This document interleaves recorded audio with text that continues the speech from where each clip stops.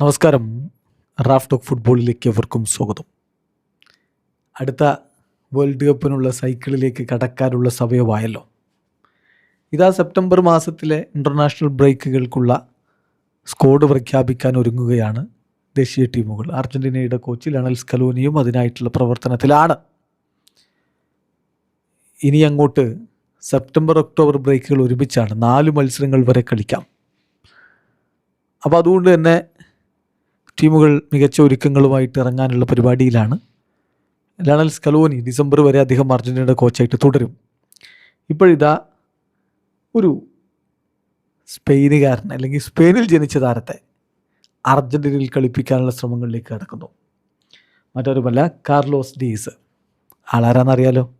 Real മാഡ്രിഡിൻ്റെ youth ടീമിൻ്റെ ക്യാപ്റ്റനാണ്. Under 19 captain Carlos ഡീസിനെ ഇതാ Spain വേണ്ട അർജൻറ്റീനയിൽ കളിപ്പിക്കുന്നതിന് വേണ്ടിയിട്ട് കൺവിൻസ് ചെയ്യിക്കാൻ AFA ശ്രമങ്ങൾ ആരംഭിച്ചു എന്നുള്ള വാർത്ത വരുന്നു.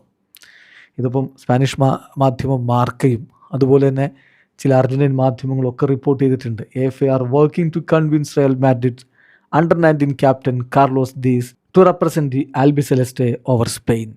സ്പെയിനിന് പകരം അർജൻറ്റീനയെ റെപ്രസെൻറ്റ് ചെയ്യുന്നതിന് വേണ്ടിയിട്ട് താരത്തെ കൺവിൻസ് ചെയ്യാനുള്ള ശ്രമങ്ങളാണ് ഇപ്പോൾ നടന്നുകൊണ്ടിരിക്കുന്നതാണ്.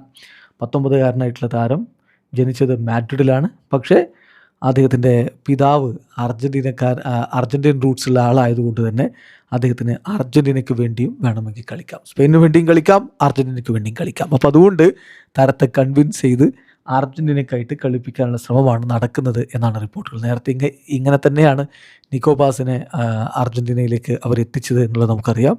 അത്തരത്തിൽ പലപ്പോഴും നടക്കാറുണ്ട്. ഏതായാലും അർജൻറ്റീന ഇതാ മറ്റൊരു സ്പാനിഷ് ബോൺ താരത്തെ കൂടി ടീമിലേക്ക് എത്തിക്കാനുള്ള ശ്രമങ്ങളുമായിട്ട് മുന്നോട്ട് പോകുന്നു. വീഡിയോ അവസാനിക്കുന്നു. ഫുട്ബോൾ ലോകത്തെ കൂടുതൽ വിശേഷങ്ങളുമായി റാഫ് ടോക്സ് വീഡിയോ എത്താം.